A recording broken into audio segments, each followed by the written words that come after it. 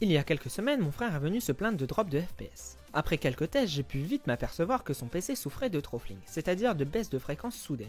Ne savant pas d'où cela provenait, j'ai branché un second écran et je me suis vite rendu compte que le throttling apparaissait lorsque la sonde CPU TIN du processeur dépassait les 75 degrés. Cela démontrait donc que c'était du thermal throttling.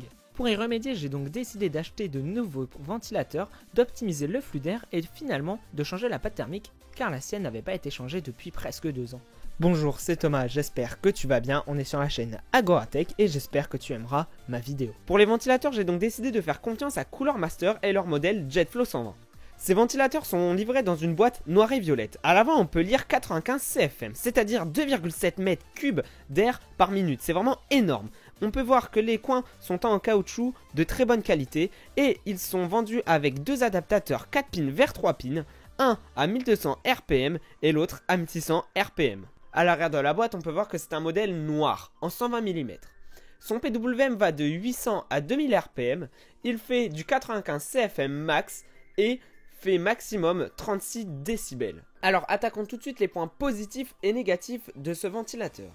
Alors en premier point positif, je lui ai trouvé la qualité de finition qui est littéralement excellente pour un ventilateur à ce prix. Il y a le PWM qui à ce prix c'est pareil, c'est vraiment très bien.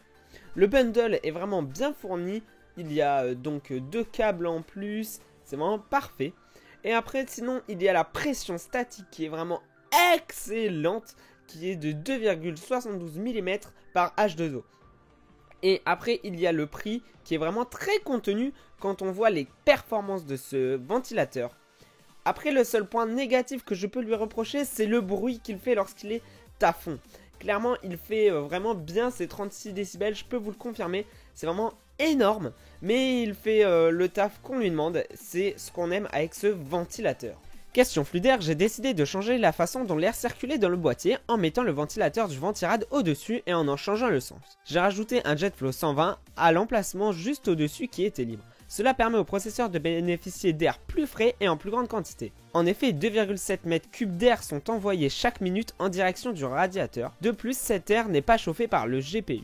Grâce à cette modification, l'air chaud du GPU est plus vite évacué car le ventilateur arrière n'est plus obstrué par le ventilateur du Ventirad. J'ai par ailleurs mis le JetFlow 120 devant en bas pour que le plus d'air possible soit à la hauteur du GPU pour qu'il chauffe moins. Grâce à tous ces ajustements, le PC a perdu en moyenne 25 degrés. C'est vraiment gigantesque.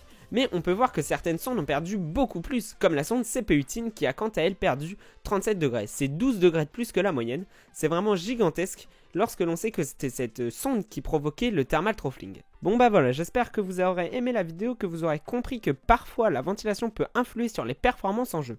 C'était Thomas, vous pouvez laisser un like, commenter la vidéo pour me faire partager vos retours et partager la vidéo. Allez, bye!